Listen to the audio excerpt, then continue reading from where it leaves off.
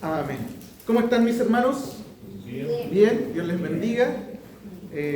Háganse un poquito más adelante, pues, hoy día, para que estemos más cerquita acá. Vamos a ir a Colosenses capítulo 2. Colosenses capítulo 2, del versículo 6 al 10. Vamos a revisar ahora, ¿ya? Colosenses 2, del 6 al 10. Bien.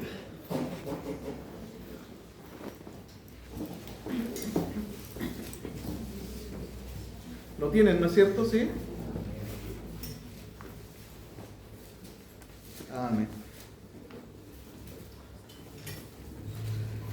El énfasis va a estar marcado ahí del 6 al 10, pero vamos a leer del 1 en adelante para agarrar el trozo completo. Lo leemos en el nombre del Señor. Dice: porque quiero que sepáis cuán gran lucha sostengo por vosotros y por los que están en la Odisea y por todos los que nunca han visto mi rostro, para que sean consolados sus corazones, unidos en amor, hasta alcanzar todas las riquezas de pleno entendimiento, a fin de conocer el misterio de Dios el Padre y de Cristo, en quien están escondidos todos los tesoros de la sabiduría y del conocimiento.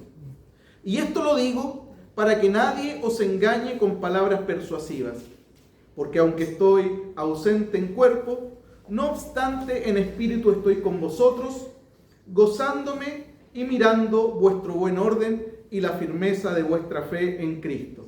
De aquí en adelante, versículo 6. Por tanto, de la manera que habéis recibido al Señor Jesucristo, andad en Él, arraigados y sobreedificados en Él, y confirmados en la fe, así como habéis sido enseñados, abundando en acciones de gracia. Mirad que nadie os engañe por medio de filosofías y huecas sutilezas, según las tradiciones de los hombres, conforme a los rudimentos del mundo y no según Cristo. Porque en Él habita corporalmente toda la plenitud de la deidad, y vosotros estáis completos en Él, que es la cabeza de todo principado y potestad. Amén. Oramos. Señor, muchas gracias te queremos dar por este tiempo, Señor, que podemos estar delante de ti. Gracias por estos medios de gracia que tú has provisto para bendecir, para edificar, para fortalecer nuestras vidas.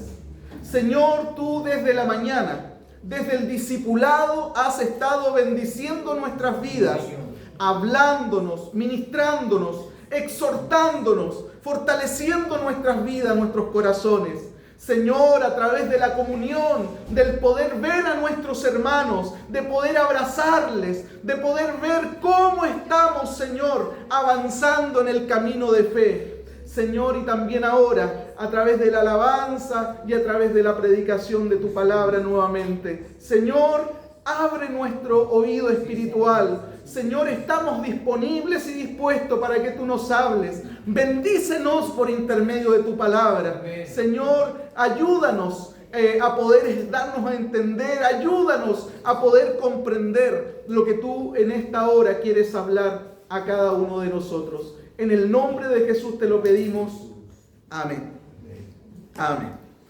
Hermanos míos, si hay algo que es bueno, que es importante y que es digno de poder considerar o de tener en mente al momento de leer algunos de los escritos de Pablo en el Nuevo Testamento, es que el apóstol Pablo, antes de ser el Pablo que nosotros conocemos, fue Saulo de Tarso, un judío perseguidor de la iglesia. Algunos historiadores hablan y definen a Pablo como el más fanático perseguidor, como el más cruel perseguidor, como el más sanguinario perseguidor, un hombre comprometido con la persecución de la iglesia de Jesucristo. Ahora, frente al rey Agripa, en Hechos 26, Pablo, contando parte de su testimonio, le dice a Agripa que hubo una época en su vida en la que él consideraba su deber hacer muchas cosas contra el nombre de Jesús de Nazaret. Parafraseando lo que Pablo le dijo a Agripa ahí en el capítulo 26 del libro de los Hechos, Pablo le dice: yo encerré en la cárcel a muchos cristianos, encerré en la cárcel a muchos creyentes, habiendo recibido yo poderes, autoridad, órdenes de los principales sacerdotes para poder hacer ese trabajo. Y cuando mataron a muchos de estos creyentes, yo di mi voto de aprobación para que así fuera.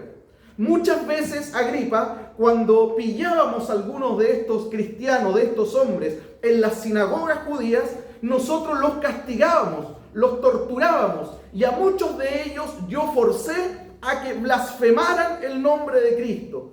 Y estaba tan lleno de ira, estaba tan lleno de celo, estaba tan lleno de rabia yo contra ellos, que muchas veces los perseguí hasta incluso ciudades extranjeras.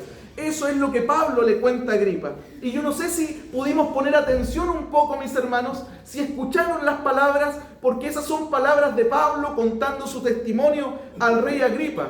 Pablo tomaba a nuestros hermanos, los forzaba a maldecir a Cristo, los forzaba a blasfemar. El corazón de Pablo estaba tan lleno de odio contra Cristo y contra su iglesia que los perseguía hasta ciudades extranjeras. Pero mira lo glorioso que pasó. Mira lo glorioso que hay detrás de esto. Porque ahora nosotros, décadas después, encontramos al mismo Pablo que perseguía a la iglesia de Jesucristo, que fue el asesino intelectual de muchos cristianos. Lo encontramos escribiendo cartas y enviando cartas como esta a los hermanos de Colosa, en donde les cuenta que está agonizando por ellos en oración, en donde les dice y estimula a los creyentes, a esos mismos que él antes persiguió, a esos mismos que él antes acosó, a esos mismos que torturó, a muchos de ellos los estimula y les dice décadas después que permanezcan en Cristo, que vivan sus vidas centradas en Él, paradójicamente centrada en el mismo que Él persiguió en un momento. ¿Se entiende, no es cierto? Ahora, después de esto yo digo, gloria al Señor. Gloria al Señor, porque ¿qué pasó? ¿Qué pasó que vemos ese antes y el después en la vida de Pablo? Lo que pasó, mis hermanos, en la vida de Pablo es que el Señor hizo una obra tremenda, una obra transformadora en su vida. En la vida de Pablo, una obra poderosa de adentro hacia afuera, una obra poderosa que transformó de tal manera su perspectiva de las cosas, revolucionó de tal forma su perspectiva de las cosas, que ahora este Saulo perseguidor se transforma en un hombre que ama lo que antes aborrecía y que hoy aborrece lo que antes amaba. La obra transformadora y revolucionaria del Evangelio en su vida lo llevó a despojarse de todo aquello que antes a lo cual se aferraba, y lo lleva hoy a abrazar todo lo que antes él odiaba, a Cristo. Hermano, ese es el poder transformador, ese es el poder liberador, ese es el poder de la palabra en la vida de un ser humano. Ese es el poder transformador al que estamos expuestos cada vez que abrimos las Escrituras. Ese es el poder transformador al que estamos expuestos cada vez que abrimos nuestro corazón. Por eso el primer llamado de esta ya tarde es que dejemos que Dios, por intermedio de su palabra, obre transformaciones poderosas en nuestra vida. Es tiempo de no resistirnos más. Es tiempo de dejar que Él tome el control. Es tiempo de dejar que Él comience a gobernar. Lo mejor, mis hermanos, lo mejor, jóvenes, que nos puede pasar en este tiempo, lo mejor que nos puede pasar en esta etapa de nuestra vida, en la edad que tú tienes, lo mejor que nos puede pasar en el resto que nos queda de vida, es que justamente Cristo comience a gobernar nuestros corazones, que Cristo comience a gobernar nuestras vidas, que Cristo comience ahora a gobernar nuestros matrimonios, que empiece a gobernar en esta etapa de juventud, que Cristo comience a gobernar en medio de nuestras relaciones sociales. Es lo mejor que nos puede pasar en este tiempo. Y debemos dejar que Él obre esas transformaciones poderosas, porque va a haber un antes y un después, mis hermanos. Va a haber un antes y un después cuando dejamos que Cristo tome el control de nuestras vidas.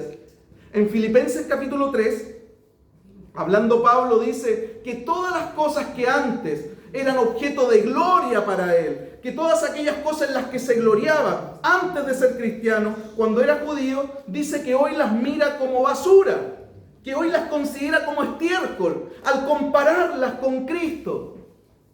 Eso es lo que pasa, mis hermanos, en mayor o menor medida, cuando un ser humano experimenta una obra transformadora del Señor en su vida. Esa obra que vivió el apóstol Pablo es la que ocurre en mayor o menor medida en nuestras vidas, mis hermanos. Es en todo hombre o mujer que ha tenido un encuentro con Cristo, con todo hombre que ha gustado y ha experimentado de su gracia, del perdón de Dios en sus vidas. Mira lo que dice 1 de Juan 4:20. Dice, si alguno dice, yo amo a Dios y aborrece a su hermano, es mentiroso. Pues el que no ama a su hermano, a quien ha visto, ¿cómo puede amar a Dios a quien no ha visto? Y nosotros tenemos este mandamiento de él. El que ama a Dios, ame también a su hermano. Pablo amaba al Señor. Y por consecuencia de amar al Señor, Pablo amaba a su iglesia. Pablo amaba a los hermanos. Por eso nosotros lo vemos a él en el capítulo 2, agonizando en oración por ellos, agonizando en oración por los que antes persiguió, agonizando en oración por los que antes odiaba. ¿Quién llevó a Pablo? ¿Quién pudo hacer una obra transformadora a tal medida de llegar a amar a aquellos que en un momento odió? Es solamente el Espíritu Santo, es solamente una obra transformadora que puede producir la palabra del Señor en el corazón de un ser humano. Y hoy lo encontramos bendiciendo a los hermanos, orando en agonía por ellos. Pablo amaba a Cristo y en consecuencia a los hermanos, en consecuencia a la iglesia. Por eso cuando él ve amenazas como las que están siendo objeto los hermanos de Colosa, él les recomienda y les escribe esta carta para que nunca saquen a Cristo del centro de sus vidas. Esa es la preocupación que él manifiesta en este pasaje que acabamos de leer, del versículo 6 al 10. Por eso, en los versículos 6 al 7, mis hermanos, y si pudiéramos dividirlos en partes específicas para meternos en uno, en los versículos del 6 al 7, Pablo exhorta a los hermanos de Colosa y por extensión nos exhorta a nosotros a vivir una vida centrada en Cristo. En los versículos 6 y 7, Pablo exhorta a los hermanos de Colosa y por extensión a nosotros a vivir una vida totalmente centrada en Cristo. En el versículo 8, el apóstol Pablo le advierte a los hermanos acerca del peligro al que nos exponemos si sacamos a Cristo del centro de nuestras vidas. Si sacamos a Cristo del centro y comenzamos a vivir una vida centrada en nosotros y no en Él. Eso en el versículo 8. Y en el versículo 9 y 10, Pablo les presenta la razón fundamental del por qué debemos centrar nuestras vidas en Cristo y en nadie más que Él. Esa es la división de estos pasajes que acabamos de leer, y nosotros en este ratito que tenemos vamos a poner nuestra mirada, vamos a centrar nuestros ojos de manera especial en los versículos 6 y 7, en donde el apóstol Pablo exhorta a los hermanos de Colosa a vivir una vida totalmente y absolutamente centrada en la persona de Jesucristo. Por tanto, dice el versículo 6, de la manera en que habéis recibido al Señor Jesucristo, andad en Él, arraigados y sobreedificados en Él, y confirmados en la fe, así como habéis sido enseñados, abundando en acciones de gracia. En estos versículos que acabamos de leer y donde vamos a poner nuestro ojo esta ya tarde, lo primero que encontramos es uno de los muchos imperativos que nos vamos a encontrar en esta carta a partir del versículo 6. Uno de los veintitantos imperativos que nos vamos a encontrar durante la lectura del libro de los Colosenses. Ahora, ¿qué es un imperativo? Un imperativo es un verbo en forma imperativa. Hermanos míos, es una orden, y eso lo sabemos. Un verbo en forma imperativa es una orden, es un mandato, es una indicación que está ahí no para ser debatida, no para ser cuestionada, no para ser negociada, sino que está ahí para ser obedecida. Y en el versículo 6, el primer imperativo que encontramos de esta serie de muchos que nos vamos a encontrar en el resto de la carta es: andad en Él. Ese es el primer imperativo, andad en Él. De la manera que lo recibieron como Señor en sus vidas, de ahora en adelante, anden en Él. Anden en Él. Hasta ahora, mis hermanos, en el capítulo 1, en el capítulo anterior, el apóstol Pablo se había limitado, se había enfocado, había centrado todos sus esfuerzos en tratar de explicarle a los hermanos de Colosas acerca de lo glorioso que había ocurrido cuando ellos llegaron a Cristo. Había invertido mucho esfuerzo en tratar de explicarles a ellos acerca de esta tremenda transformación que había hecho el Señor en sus corazones, acerca del traspaso de reino que han experimentado en Él. Y lo dice en el versículo 3, en palabras de Pablo: el cual nos ha librado de la potestad de las tinieblas y nos ha trasladado al reino de su amado Hijo, en quien hay perdón, en quien hay redención, en quien hay salvación. Ese es el énfasis del capítulo 1, en explicarle a los hermanos cómo ellos fueron traspasados de tinieblas a luz, cómo ellos fueron traspasados de muertes a vida, cómo fueron trasladados de un reino a otro, lo glorioso que ocurrió ese día que llegaron al Señor. Ahí están los esfuerzos del capítulo 1. Pero a partir del versículo 6, ahora, a partir de ahora, y en los capítulos 3 y 4, nos vamos a encontrar con muchos imperativos, con muchos mandatos, con muchas órdenes, que están ahí porque el apóstol Pablo quiere hacerle ver a los hermanos, quiere enseñarle a los hermanos que ahora que están en este nuevo reino, la forma o el modo de vida que deben seguir en este nuevo reino del cual son parte. No sé si se entiende. Antes ustedes estaban allá, hoy día están aquí, y la forma de conducirse en este reino es a partir de lo que ustedes están recibiendo a través de esta carta. Es decir, le está enseñando las implicaciones prácticas de la vida cristiana. En otras palabras, hermanos, ahora que ustedes son parte del reino de Dios, ahora que ustedes son parte de la familia, deben saber cómo vivir aquí. Aquí hay nuevos códigos, aquí hay nuevas formas de conducirnos, aquí hay nuevas formas de proceder, aquí hay nuevas formas de pensar, aquí hay nuevas formas de reaccionar, hay nuevas formas de enfrentar las tormentas de la vida, diferentes y muy diferentes a cómo las enfrentaban cuando eran parte del otro reino. Vamos siguiendo el hilo, ¿no es cierto? Amén. Háganme una seña, ¿están vivos? Ahora, hay que tener cuidado con esto, mis hermanos. Estoy hablando principalmente de los imperativos que encontramos del versículo 6 en adelante. Porque estos imperativos, estos mandatos y estas órdenes son la consecuencia, son el resultado, producto de haber entendido lo que Dios hizo por nosotros primero. No puede ser al revés. Y aquí está el peligro.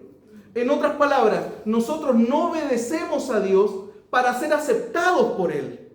Nosotros no obedecemos a Dios para ser bendecidos por Él. Nosotros obedecemos porque ya fuimos aceptados. Nosotros obedecemos porque ya fuimos bendecidos. Nuestra obediencia es la respuesta en amor a todo lo que Él hizo primero por nosotros, por gracia. Por eso nosotros nos cuadramos con estos imperativos. Por eso nosotros obedecemos estos imperativos en respuesta, en amor por lo que Él hizo primero por nosotros. Si invertimos el orden, mis hermanos, es decir, ponemos los imperativos primero, estamos cambiando el evangelio y ya no estamos promoviendo el cristianismo, sino que empezamos a promover otra corriente que se llama moralismo. Y lo malo del moralismo es que el moralismo está tan lejos del cristianismo como lo está la perversión moral. La perversión moral y el moralismo están tan lejos del cristianismo, el uno del otro. El moralismo enseña que nosotros somos aceptados por Dios en base a nuestro desempeño, en base a nuestra conducta. El moralismo enseña que nosotros somos más bendecidos en base a nuestra obediencia. Hermanos, y eso no es así. Nosotros somos aceptados delante de Dios por causa de Cristo. Nosotros somos bendecidos por Dios por causa de Cristo. El favor de Dios está sobre nosotros, no por causa de nosotros, sino por causa de Cristo. Lamentablemente en el ser humano hay una fuerte tendencia, una marcada tendencia, y es la de querer ganar aceptación delante de Dios en base a nuestros méritos, en base a nuestras obras, en base a lo que hacemos. Y eso es opuesto al Evangelio. El Evangelio enseña que todo el bien que recibimos de Dios, todo el bien que recibimos de su mano, es exclusivamente en base a los méritos santos de Cristo. De ahí, hermanos míos, y ahora podemos aterrizar un poco esto. De ahí el énfasis de Pablo en que los hermanos pongan su vida en Cristo, en que los hermanos pongan a Cristo como el centro de sus vidas, en que vivamos una vida centrada en Él. Y ese es el énfasis de la carta. De ahí el imperativo: hermanos, así como lo recibieron, ahora anden en Él. Anden en Él. Miren esto, mis hermanos, del versículo 6 en adelante. Por tanto, de la manera que habéis recibido al Señor Jesucristo, andad en Él, arraigados y sobreedificados en Él, y confirmados en la fe, así como habéis sido enseñados, abundando en acciones de gracia. Mirad que nadie os engañe por medio de filosofías y huecas sutilezas, según las tradiciones de los hombres, conforme a los rudimentos del mundo, y no según Cristo, porque en Él habita corporalmente toda la plenitud de la deidad, y vosotros estáis completos en Él, que es la cabeza de todo principado y potestad. En Él también fuisteis circuncidados, no con circuncisión hecha de mano, al echar de vosotros el cuerpo pecaminoso, carnal, en la circuncisión de Cristo, sepultados con Él en el bautismo, en el cual fuiste también resucitados con Él, mediante la fe en el poder que Dios le levantó de los muertos. Y a vosotros, estando muertos en pecado y en la incircuncisión de vuestra carne, os dio vida juntamente con Él. Hermanos, si hay algo que resume todo esto, es que Cristo debe ser el centro de nuestras vidas. Él debe ser el centro. Hermanos, en Él hay perdón, en Él hay salvación. Hermano Luchito, en Él hay justificación, en Él hay santificación, en Él hay crecimiento, en Él hay madurez, en Él hay provisión, en Él hay fortaleza, en Él hay vida eterna, en Él hay victoria, en Él hay plena satisfacción, en Él hay paz, en Él hay seguridad. Fuera de Él no hay nada. No hay nada. Por eso el énfasis del apóstol Pablo, hermanos, y el primero de los tantos imperativos, tenemos que andar en Él, no fuera de Él, en Él. Todas las amenazas que la iglesia de Colosas está enfrentando, el apóstol, ante todas esas amenazas, el apóstol Pablo está interesado con todo su corazón que estos creyentes no se muevan ni un milímetro en su relación de dependencia con el Señor. Por eso les insta a andar en Él. Miremos, mis hermanos, este detalle del versículo 6. Por tanto, de la manera que habéis recibido al Señor Jesucristo, andad en Él.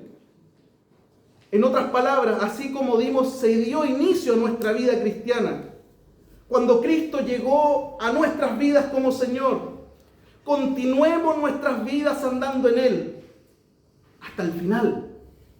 Hasta el final. Y ojo con esto. A Jesús le recibimos no solamente como Salvador, sino también como Señor, como dueño, como amo, como el que manda en nuestras vidas. Y aquí un problema que se da muchas veces en muchos lugares. Porque hay mucha gente que solo quiere un Salvador.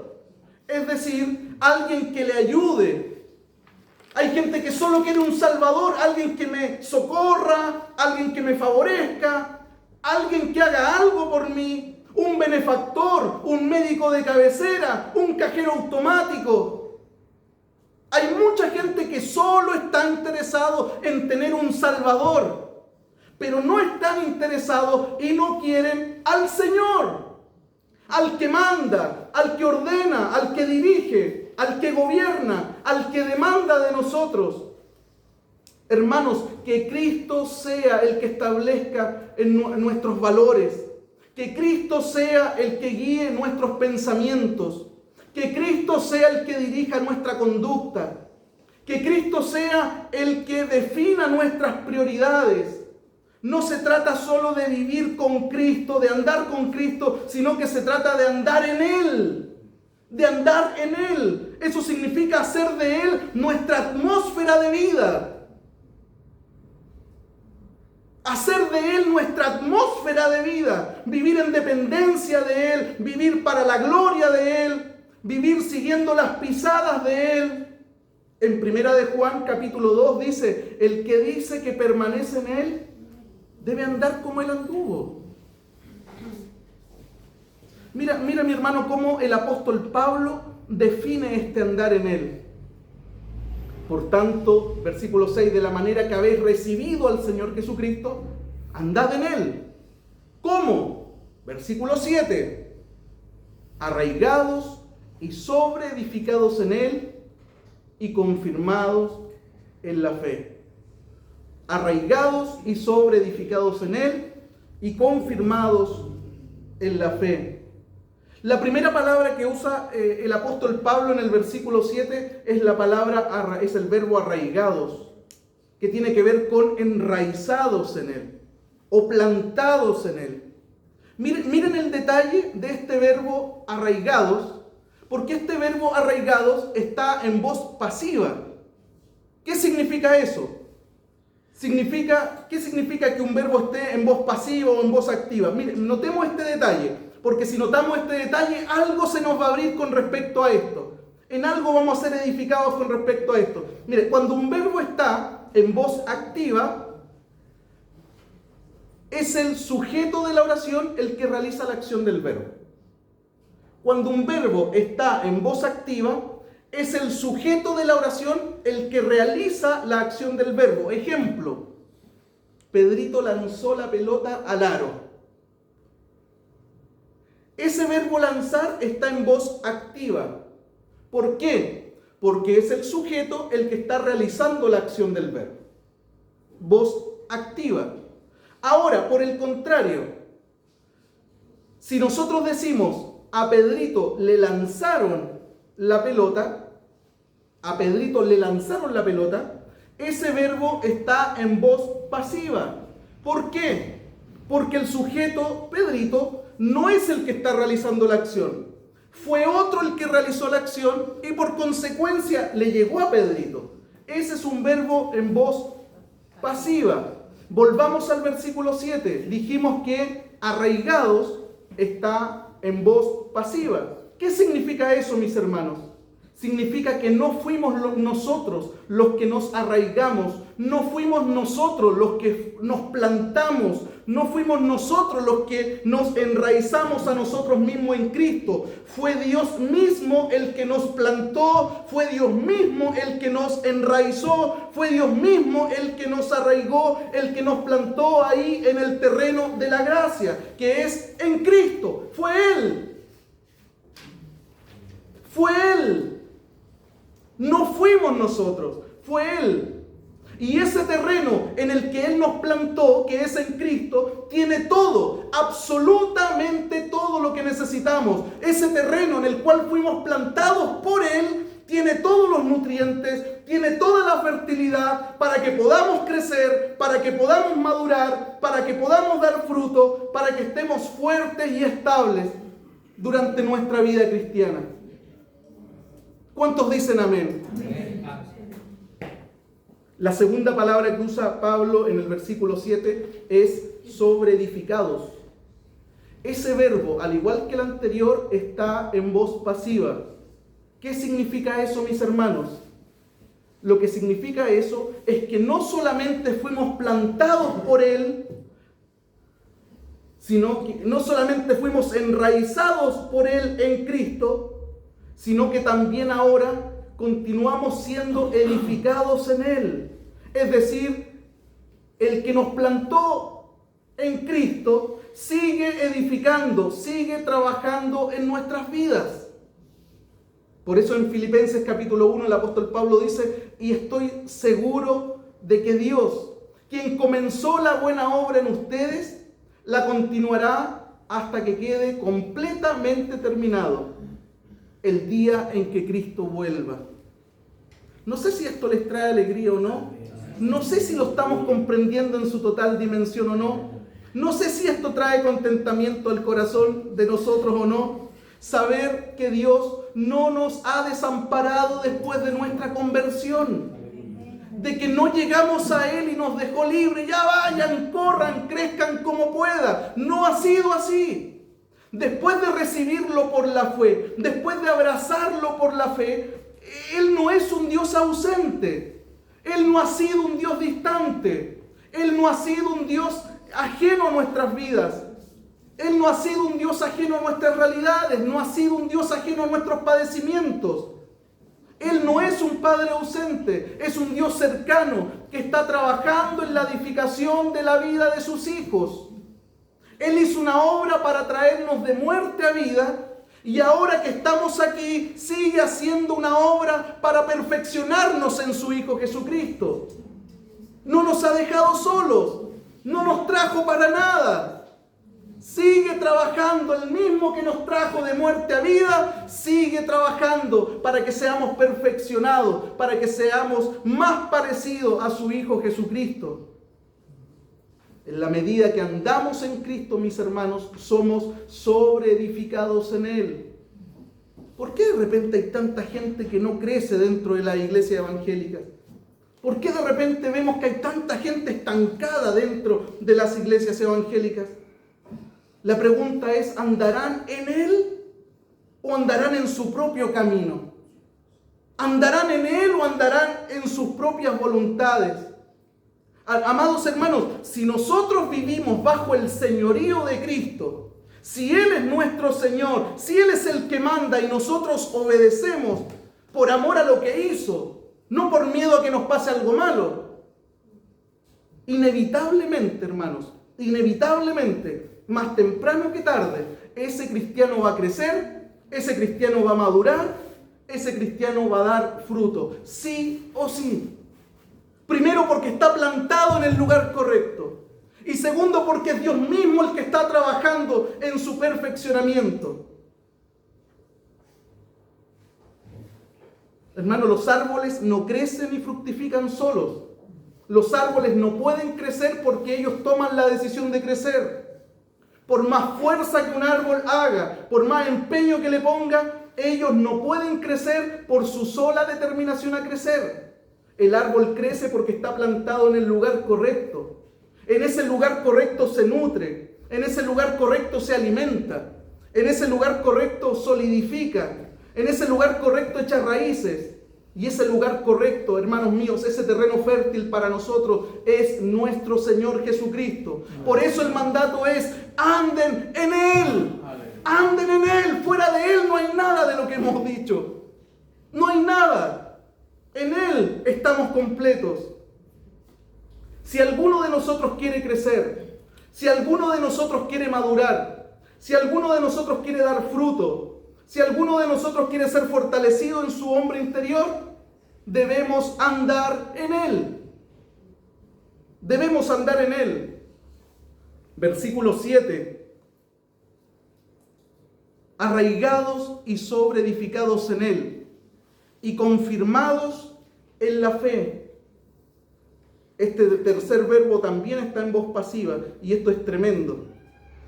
Porque mira, mi hermano, cuando llegamos a Cristo en arrepentimiento y fe, Él nos recibe, y esta planta fea, más muerta que viva que éramos nosotros antes de conocerle, es plantada por Dios en el terreno de la gracia. Y como ese terreno es un terreno bueno, ahí esta planta comienza a tomar nutrientes, ahí esta planta comienza a reverdecer, se le comienzan a ver los primeros brotes. Ahí esta planta comienza a crecer, se comienza a firmar.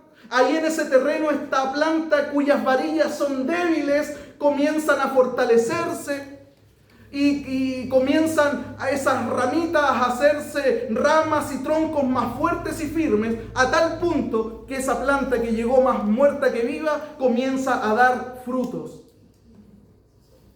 Esa es la obra de Dios en nuestras vidas. Esa es la obra que Dios hace con aquellos que han rendido su vida al señorío de Cristo. Esa es la obra que Dios hace con aquellos que andan en Él. Por eso el interés de Pablo, hermanos de Colosa. Sé todo lo que están viviendo. Sé las amenazas que están enfrentando. Es importante que sepa que estamos orando por ustedes. Y con el corazón, con las entrañas, agonizando en oración por ustedes. Pero hay algo que hacer. Permanezcan en Él. Anden en Él. No se aparten de Él. Por más filosofías que vengan a contarle, por más cuentos que vengan a contarle, por más luces que se enciendan, no se muevan ni un milímetro de Él. Permanezcan en Él. Vivan en Él. Anden en Él. Oh, Jesús. Si ustedes andan en Él, no van a ser fácilmente movidos por cualquier viento de doctrina. Si ustedes andan en Él, no van a ser encandilados por luces que el mundo pueda prender. Si ustedes andan en Él, no van a ser atrapados por el pecado. Por eso la insistencia, anden en Él. Anden en Él, no en sus propios caminos. Anden en Él. Y mira cómo remata esto, mi hermano, el apóstol Pablo en el versículo 7. Arraigados y sobreedificados en Él, y confirmados en la fe, así como habéis sido enseñados, abundando en acciones de gracia. En esta carta a los Colosenses, Pablo insiste en esta dinámica, en las acciones de gracia. En Colosenses 1:3 dice: siempre que oramos por ustedes, hermanos de Colosa, damos gracias a Dios. En Colosenses 1:12 dice: con gozo dando gracias al Padre que nos hizo aptos para participar de la herencia de los santos. Gracias le damos. En Colosenses 3:15 dice, hablando de la obra hecha por Dios a favor de nosotros, dice: sean agradecidos por esa obra que Dios hizo a favor de nosotros. En Colosenses 4:2 dice: perseveren en oración, con acción de gracias. ¿Por qué tanta insistencia del apóstol Pablo en las acciones de gracia? Porque las acciones de gracia, mis hermanos, son una evidencia de nuestro crecimiento espiritual. Porque una persona agradecida es alguien que ha tenido un encuentro con el Señor y no se cansa cada día que despierta, no se cansa en medio de sus tareas de hacer una pausa y decir: gracias, Señor, por la tremenda obra que tú hiciste a favor de mí. Un hombre muerto en delitos y pecados, hoy día transformado en un hombre libre para poder servirte y adorarte. Un hombre que vivía bajo la ira de Dios, hoy día, gracias a ti, a tu obra redentora, vive bajo la mano, la protección y el favor de Dios constante en su vida. Gracias, Señor. Eso no puede salir sino de un corazón maduro, de un corazón que ha entendido la obra de Dios en su vida. Por eso el apóstol Pablo insiste tanto: sean agradecidos. Alguien dijo por ahí que de igual modo que las hojas verdes son señal de salud en una planta, la acción de gracias abundante es una señal infalible de una vida espiritual sana. Quienes rebosan de gratitud por lo que Dios ha hecho en sus vidas no son presa fácil de la ansiedad o de la duda. No tienen la necesidad o el deseo de buscar satisfacción en algún otro lugar que no sea Él. No pueden ser atrapados por falsas promesas o seducidos por luces que se enciendan, porque su mayor satisfacción es Él. Es Él. Mis hermanos, ¿cómo está nuestra gratitud hacia el Señor? está nuestra gratitud hacia el Señor? Insisto, ¿nos detenemos a agradecer la obra que ha hecho en nuestras vidas? Hay gente que es profesional en el tema de las quejas. Y lo único que hace al abrir su boca es quejarse por lo que no tiene. Quejarse de todo el mundo. Siendo que nuestra boca se tiene que abrir para agradecer por lo que Dios ha hecho a favor de nosotros a través de Cristo en la cruz. Si hay algo que tiene que distinguirnos es ser un pueblo agradecido de su Señor, agradecido de Él en todas las etapas de nuestra vida. El mayor problema que teníamos, mis hermanos, ya fue resuelto.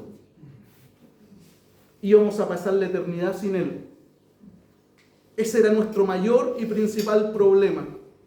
No teníamos problema más grande que ese. Y ese problema acerca de nuestra eternidad no resuelta, lo resolvió Él en la cruz. Y hoy día el mayor problema al que nos podíamos enfrentar ya está resuelto, por eso somos felices. Si nos toca enfrentar enfermedad, escasez, dificultades en esta tierra, son así comparados al tremendo problema que teníamos. Y ese tremendo problema que teníamos ya fue resuelto, mis hermanos. No hay condenación para los que están en Cristo Jesús. Por lo tanto, si hay una razón para poder adorar al Señor es esa. Independiente de las circunstancias, gracias por lo que tú has hecho a favor de nosotros al morir en la cruz. Somos un pueblo de gente agradecida. Somos un pueblo de gente feliz de tenerte a ti como Señor y como Padre. Quiero pedirle que se ponga de pie, por favor, y que adoremos juntos al Señor. Que con sus palabras adore al Señor, que cierre sus ojos y le diga: Señor, muchas gracias por tu obra en nuestras vidas. Señor, gracias por hoy día desafiarnos, al igual como lo hiciste con los hermanos de la iglesia de Colosas, a andar en ti, Señor, a andar en ti.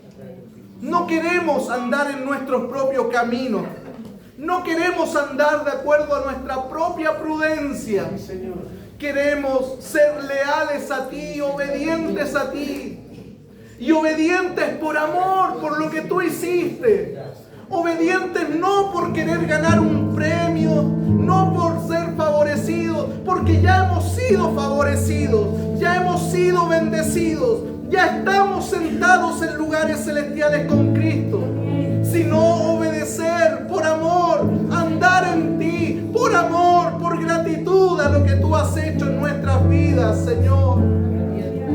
Ayúdanos a andar en ti y rechazar todo aquello que en un momento pueda ser obstáculo para nuestro crecimiento. Gracias, Señor, por tu obra redentora.